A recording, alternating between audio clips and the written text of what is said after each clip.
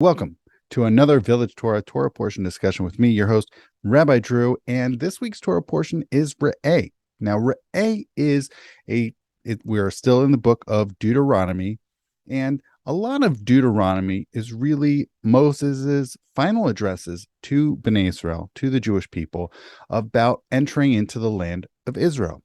After all, this is they're getting ready to enter into Israel, so it's very focused on the future, on getting to the land and what that will be like. Last week, I had mentioned a lot about food in last week's Torah portion, and there certainly is a lot about food. As we saw, there were scattered mentions, references to food and eating and drinking. That was very exciting. But it turns out there is actually also a lot in this week's Torah portion. It's not restricted to last week's Torah portion because, after all, it turns out a lot of Jewish life is indeed about food and eating. So we have more. Now, the difference, I would say, a big difference between what we saw last week and this week is actually a fair amount of it has to do with restrictions on eating. There is, as we're going to see in a moment, the first of which is general kashrut practices, which animals we can eat, which animals we can't eat. A lot of this is a retelling of what had been previously in the book of Leviticus. But we're also going to see there are other limitations. There are limitations on place. That's very important because this is the book of Deuteronomy. A lot is focused on a certain place, a locus of attention. Of course, Jerusalem, the temple. And we're also going to see about holidays as well. So without further ado, let's go see the sources. Oftentimes in Jewish life, we discuss kosher and kosher food, kashrut. So what is it? Now this is not the only place that we see certain animals being mentioned as in or out of bounds as far as fitness to eat, kashrut. Actually originally appears a lot of this in Leviticus. But this is the book of Deuteronomy. We get to see a retelling of a lot of different mitzvot that we have previously encountered within the rest of the Torah. So we're going to go through this and see what we get out of it. This is in Deuteronomy 14, verses 3 through 21. So we'll go through it and we'll continue on. So you shall not eat anything abhorrent. Lo tochal kol toeva. These are the animals that you may eat: the ox, the sheep, and the goat, the deer, the gazelle, the roebuck, the wild goat, the ibex, the antelope, the mountain sheep, and any other animal that has true hooves, which are cleft in two and bring up the cud. Such you may eat. But the following which do bring up the cud, or have true hooves, which are cleft through, you may not eat: the camel, the hare, and the daman. For although they bring up the cud, they have no true hooves. They are impure for you. Also the swine, for although it does have true hooves, it does not bring up the cud. It is impure for you. You shall not eat of their flesh, nor touch their carcasses. So that is land animals. These you may eat of all that live in water. You may eat anything that has fins and scales, but you may not eat anything that has neither fins nor scales. It is impure for you. You may eat any pure bird. The following you may not eat: the eagle, the vulture, the black vulture, the kite, the falcon, and the buzzard of any variety, every variety of raven, the ostrich, the nighthawk, the seagull, and the hawk of any variety, the little owl, the great owl, and the white owl, the pelican, the bustard, and the cormorant, the stork, any variety of heron, the hoopoe, and the bat, all winged swarming things. Okay, so that's sort of flying creatures in general. And then all winged swarming things are impure for you. They may not be eaten. You may eat only pure winged creatures. You shall not eat anything that has died a natural death. Give it to the stranger in your community to eat, or you may sell it to a foreigner, for you are a people consecrated or sanctified to the Lord your God. And then it just thrown in here at the end: you shall not boil a kid in its mother's milk. It's just sort of slipped into there. This is a fun fact. This is the third and final mention of this prohibition against cooking a kid in its mother's milk. The other two appearing in the book of Exodus, perhaps a discussion for a future conversation.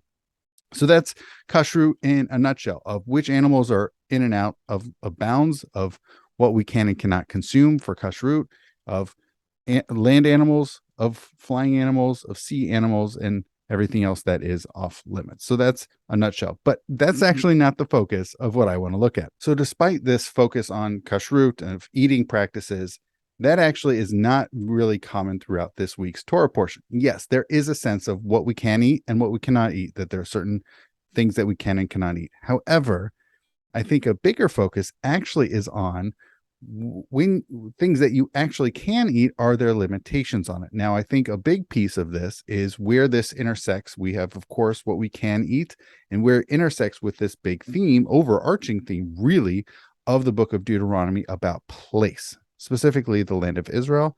And here we go.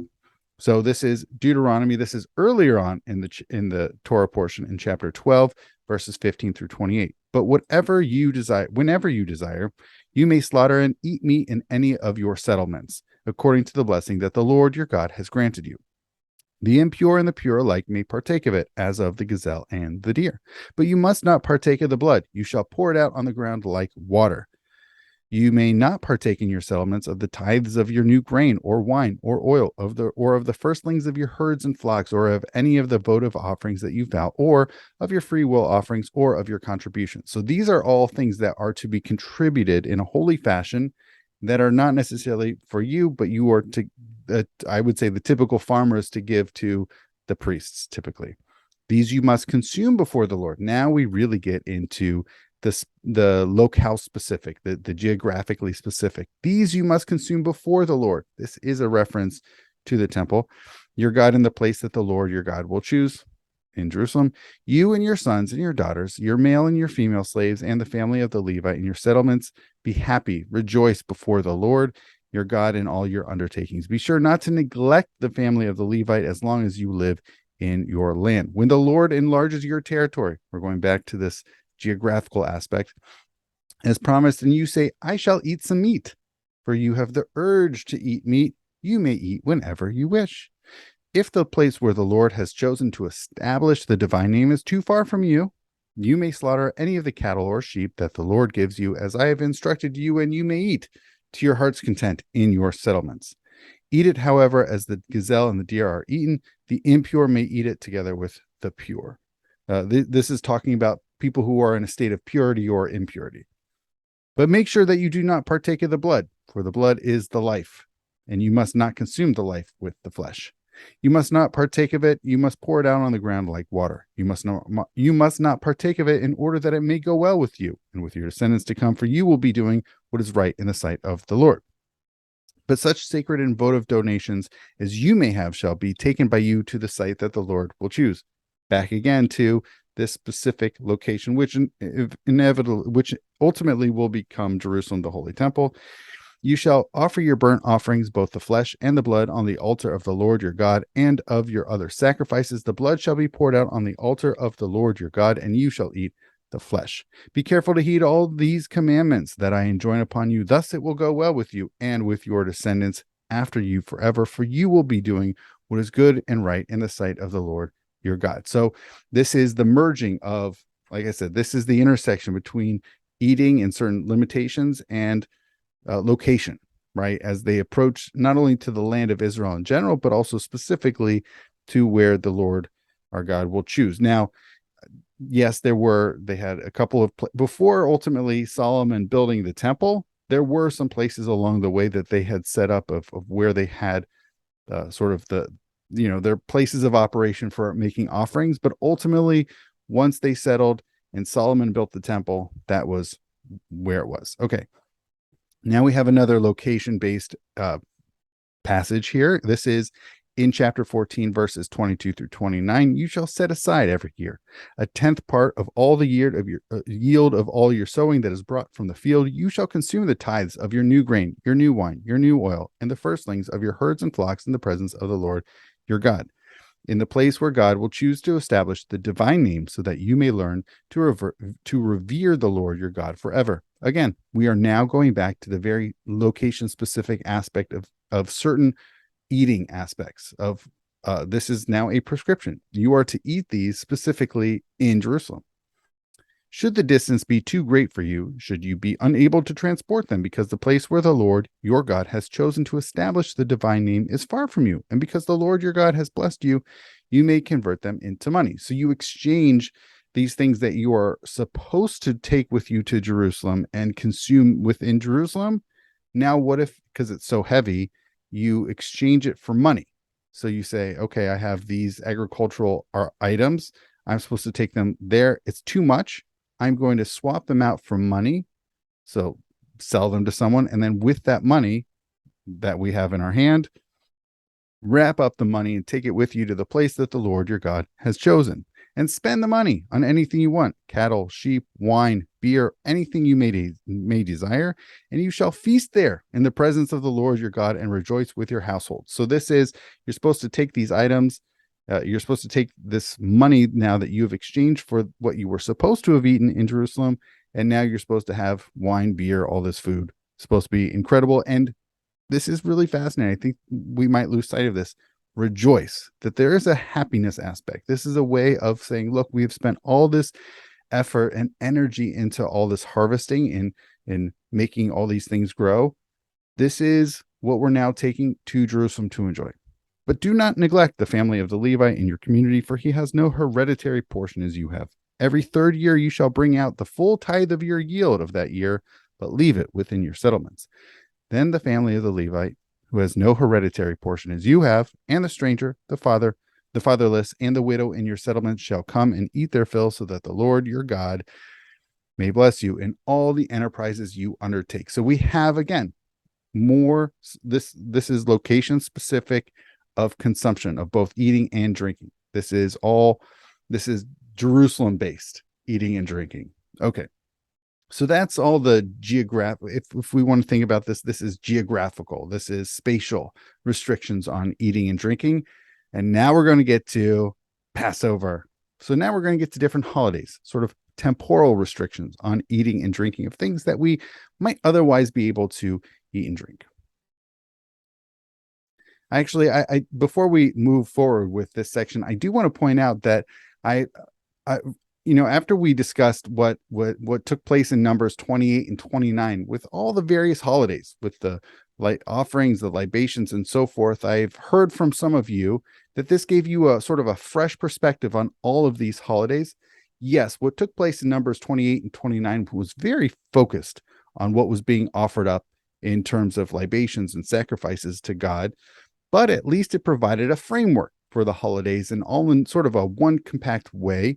And so I was very excited to hear from some of you that it was actually gave you a different perspective on these holidays. And so once I saw the holidays popping up again in this week's Torah portion, I wanted to make sure that we discuss them in this framework. This is a different framework from what we saw in Numbers 28 and 29, which you could probably describe as God's eating and God's drinking. And here it's really about our eating and our drinking.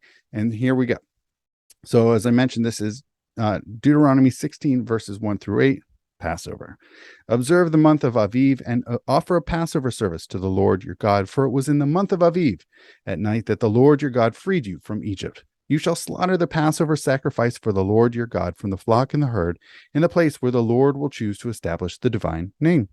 You shall not eat anything leavened with it. For 7 days thereafter, you shall eat unleavened bread, bread of distress. This is matzah, okay? For you departed from the land of Egypt hurriedly, so that you may remember the day of your departure from the land of Egypt as long as you live. For 7 days no leaven shall be found with you in all of your territory, and none of the flesh of what you slaughter in the evening on the evening of the first day shall be left until morning. So this is also kind of, we usually think about the matzah piece and not having any chametz left over, but also even this, right? Even this Passover offering, which is to be consumed that night, all of it's supposed to be consumed. No leftovers from the Passover sacrifice. You are not permitted to slaughter the Passover sacrifice in any of the settlements that the Lord your God is giving you, but only at the place. Now, we're not only bringing time, we're bringing place. As I've been previously mentioning, there's a lot in Deuteronomy specifically geographically, spatially oriented. So now this is a further restriction, but only at the place where the Lord your God will choose to establish the divine name. There alone shall you slaughter the Passover sacrifice. In the evening at sundown, the time of day when you departed from Egypt. You shall cook and eat it at the place that the Lord your God will choose. And in the morning, you may start back on your journey home. After eating unleavened bread 6 days, you shall hold a solemn gathering for the Lord your God. On the seventh day, you shall do no work. So here, this is very clear eating restrictions. I think when we think about throughout the year, eating restrictions, Passover pops up number one, and certainly here in the lead off of holidays. We're going to see a further about the holidays, but this is the most obvious, most very clear restriction on eating. Although we're actually going to see some more about the holidays. We're just going to go more into the holidays here. And this continues further on in chapter 16. You shall count off 7 weeks. Start to count the 7 weeks when the sickle is first put to the standing grain. This is following Passover. Then you shall observe the Feast of Weeks. This is Shavuot, for the Lord your God, offering your free will contribution according to as the Lord your God has blessed you. You shall rejoice before the Lord your God with your son and daughter, your male and female slave, the family of the Levite in your communities, and the stranger, the fatherless, and the widow in your midst, at the place where the Lord your God will choose to establish the divine name. Keep in mind, please remember that you were slaves in Egypt, and take care to obey these laws. So it's not clear that this has anything to do with food, this holiday of Shavuot, this week's, but there's, I think, something even just in verse 11 about rejoicing. I think there's something embedded there about enjoying, rejoicing, that's part of it. After the ingathering from your threshing floor and your vat, you shall hold the Feast of Booths for 7 days. This is Sukkot. This is a fall holiday. This comes just days after Yom Kippur. Okay, so you shall hold Sukkot for 7 days. You shall rejoice in your festival with your son and daughter, your male and female slave, the family of the Levite, the stranger, the fatherless, and the widow in your communities. You shall hold a festival for the Lord your God 7 days in the place that the Lord will choose, for the Lord your God will bless all your crops and all your undertakings, and you shall have nothing but joy. And I think there's also, again, this is not a clear connection about the rejoicing, the being happy in front of the Lord, but I think this is meant to be sort of code for you should be eating, you should be drinking. That's part of the rejoicing of the harvest. It specifically does mention that you are bringing from your threshing floor and your vat. There clearly is not just, okay, you did all that, now come up to Jerusalem and be happy. There is clearly embedded another aspect of eating and drinking here. Now, finally, is sort of a coda. It says 3 times a year on the Feast of Unleavened Bread, that's Passover, on the Feast of Weeks, that's Shavuot, and on the Feast of Booths, that's Sukkot. So these are the 3 pilgrimage holidays: Pesach, Shavuot, Sukkot, or Passover, Shavuot, and Sukkot. These are the 3. Okay, all your males shall appear before the Lord your God in the place that God will choose. They shall not appear before the Lord empty-handed, but each with his own gift according to the blessing that the Lord your God has bestowed upon you. So throughout, we have seen there are definitely limitations on eating and drinking, and certainly in the Torah in a broader sense, and certainly here in Deuteronomy in a more specific sense, there are limitations on what we as Jews are commanded to eat, and what are also off limits to us in a general sense, as we saw with all the various different animals, whether land, air, sea, or otherwise types of animals, but also certain ones that are permitted.